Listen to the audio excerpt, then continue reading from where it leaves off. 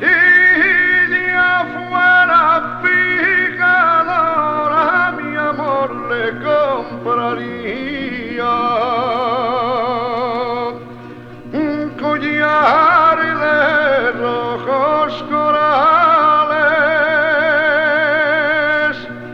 engarzada en plata fina,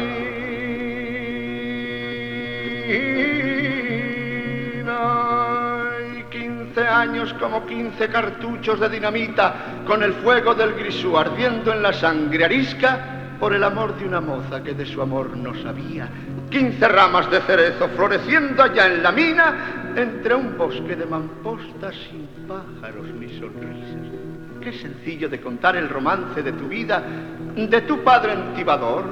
La herencia fue bien exigua. Una lámpara apagada, las huellas de una caricia y un reloj que aún marcaba las 5:30 del día en que el grisú vino al Tajo, hambriento de carne viva.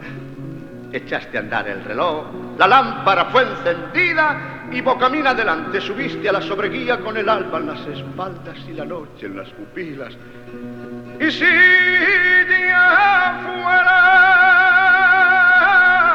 picador, a mi amor le...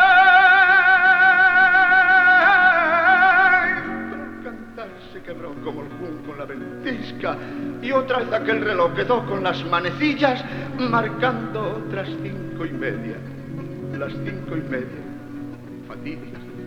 4 mineros le llevan a cuestas por la colina, 400 le dan guardia con lámparas encendidas, y al cruzar por la quintana donde su amor florecía, la moza dice el cantar con voz de lágrima viva.